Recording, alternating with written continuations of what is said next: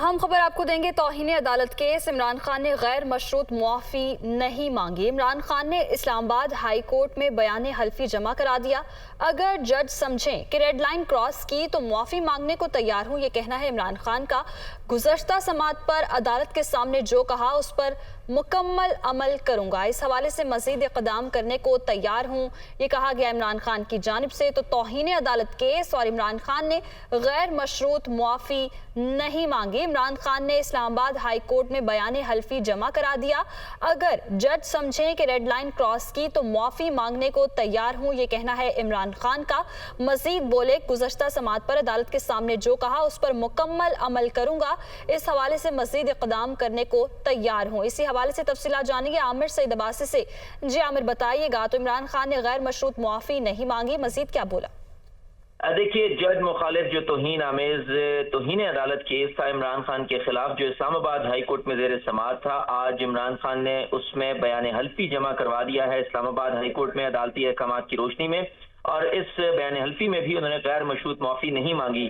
عمران خان نے اپنے بیان حلفی میں یہ کہا کہ گزشتہ سماعت پر عدالت کے سامنے جو کہا اس پر عمل کروں گا، اور عدالت اطمینان کے لیے مزید اگر کچھ کہے گی تو اس کے لیے بھی اقدامات کرنے کو تیار ہوں۔ اس کے علاوہ عدالت نے یہ بھی، اس میں عمران خان نے یہ بھی کہا کہ اگر جج سمجھیں کہ میں نے ریڈ لائن کراس کی ہے تو معافی مانگنے کے لیے بھی تیار ہوں، اور عمران خان نے یہ بھی کہا کہ گزشتہ سماعت پر میں نے عدالت سے بھی معافی مانگی تھی۔ اس بیان حلفی میں ان کا یہ بھی کہنا تھا کہ 22 ستمبر کو عدالت میں دیے گئے بیان پر قائم ہوں اور مکمل عمل کروں گا، اور تقریر میں جج کو دھمکی دینے کا نہ تو کوئی ارادہ تھا اور نہ ہی ایسی کوئی نیت تھی۔ انہوں نے اپنے بیان حلفی میں یہ بھی کہا کہ ایکشن لینے سے مراد جو خاتون جج کے خلاف ایکشن لینے کی بات تھی وہ لیگل ایکشن کے سوا کچھ نہیں تھا۔ لہذا عمران خان نے اپنے اس بیان حلفی میں یہ بھی کہا کہ جس طرح بھی عدالت مناسب سمجھے گی، عدالت کی تسلی اور عدالت کو مطمئن کرنے کے لیے ہر اقدام کرنے کو تیار ہوں، جس سے یہ تاثر ملے کہ میں دل سے اس معاملے کے اوپر معذرت کرتا ہوں، اور کسی بھی طرح سے میری نیت نہیں تھی کہ خاتون جج زیبا چودھری کو دھمکی دینا یا ان کو